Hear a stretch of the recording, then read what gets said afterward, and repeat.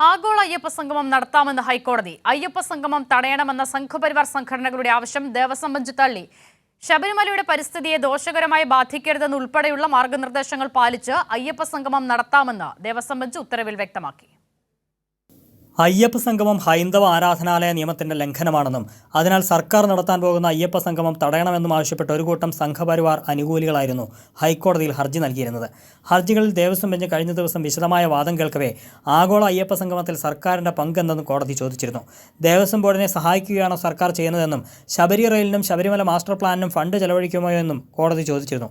എന്നാൽ ആഗോള അയ്യപ്പ സംഗമം നടത്തുന്നതിൽ ഭരണഘടനാ തത്വങ്ങളുടെ ലംഘനമില്ലെന്ന് സർക്കാർ കോടതിയെ അറിയിച്ചു. അയ്യപ്പ സംഗമത്തിന് വേണ്ടി ദേവസ്വം ബോർഡോ സർക്കാരോ പണം ചെലവാക്കുന്നില്ലെന്നും സർക്കാർ ബോധിപ്പിച്ചിരുന്നു. ശബരിമല മാസ്റ്റർ പ്ലാൻ മുന്നിലുണ്ടെന്നും പമ്പയിലെയും സന്നിധാനത്തെയും വികസന പദ്ധതികൾ മാസ്റ്റർ പ്ലാനിന്റെ ഭാഗമാണെന്നും സർക്കാർ അറിയിച്ചു. മറ്റ് തീർത്ഥാടകർക്ക് തടസ്സം വരാത്ത രീതിയിലായിരിക്കും സംഗമത്തിന്റെ നടത്തിപ്പ്. പാരിസ്ഥിതിക സന്തുലിതാവസ്ഥയ്ക്ക് കോട്ടം വരാതിരിക്കാൻ നടപടികൾ എടുത്തുവെന്നും സർക്കാർ വ്യക്തമാക്കിയിരുന്നു. ഈ വാദങ്ങൾ കണക്കിലെടുത്താണ് ജസ്റ്റിസുമാരായ രാജവിജയരാഘവൻ, KV ജയകുമാർ എന്നിവരടങ്ങുന്ന ഡിവിഷൻ ബെഞ്ച് അയ്യപ്പ സംഗമം നടത്താൻ അനുമതി നൽകിയത്. ശബരിമലയുടെ പവിത്രതയെ ബാധിക്കരുതെന്നും പ്രതിനിധികൾക്ക് പ്രത്യേക പരിരക്ഷ നൽകാതെ സാമ്പത്തിക സുതാര്യത പാലിച്ച് സംഗമം നടത്താമെന്നും ദേവസ്വം ബെഞ്ച് ഇടക്കാല ഉത്തരവിൽ വ്യക്തമാക്കി. കൈരളി ന്യൂസ്, കൊച്ചി.